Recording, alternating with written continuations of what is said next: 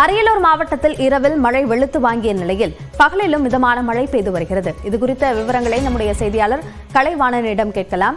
கலைவாணன், அரியலூர் மாவட்டத்தில் மழையினுடைய அளவு என்னவாக இருக்கு? இப்போ நேற்றிலிருந்து மழை பெய்து வரக்கூடிய நிலையில தண்ணீர் தேங்கக்கூடிய சூழல் எங்காவது இருக்கா?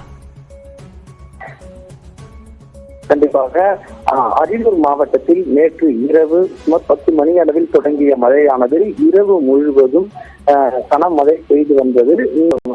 தமிழ்நாட்டில் அரியலூர் உள்ளிட்ட பல்வேறு மாவட்டங்களில் மழை பெய்யும் என சென்னை வானிலை மையம் எச்சரிக்கை விடுத்திருந்த நிலையில் அரியலூர் மாவட்டத்தில் மழையானது பெய்தது.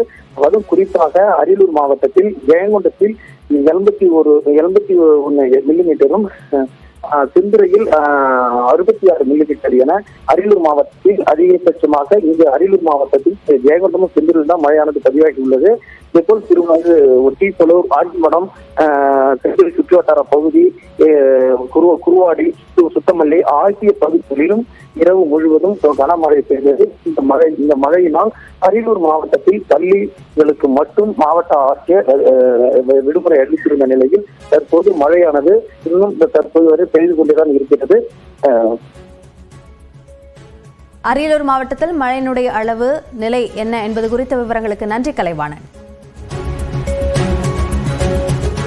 மயிலாடுதுறையின் பல்வேறு பகுதிகளிலும் பெய்து வரும் மழையால் மக்களின் இயல்பு வாழ்க்கை பாதிக்கப்பட்டுள்ளது. இதுகுறித்த கூடுதல் விவரங்களை நம்முடைய செய்தியாளர் கிருஷ்ணகுமாரிடம் கேட்கலாம். கிருஷ்ணகுமார், மயிலாடுதுறையில மழை இருந்தது காரணமாக பள்ளி கல்லூரிகளுக்கும் விடுமுறை விடப்பட்டது. தொடர்ந்து மழை நீடித்து வருகிறதா? வினயா, வங்கக்கடலில் காற்றழுத்த தாழ்வு பகுதியின் காரணமாக டெல்டா பகுதியில் பல்வேறு மாவட்டங்களில் தொடர்ந்து மழை பெய்து வருகிறது. மயிலாடுதுறை மாவட்டத்தில் நேற்று நள்ளிரவு முதல் கனமழையானது தொடர்ந்து பெய்தது. மயிலாடுதுறை மாவட்டத்தில் மயிலாடுதுறை, மணல்மேடு, செம்மனார்கோவில், சீர்காழி, கொள்ளிடம் என பரவலான மழை பெய்துள்ளது. சீர்காழியில் கொள்ளிடம் 13-14 சென்டிமீட்டர் அளவுக்கு மழையானது பதிவானது. இந்த மழை இன்னும் நீடிக்கும் போது நிலவுகிறது.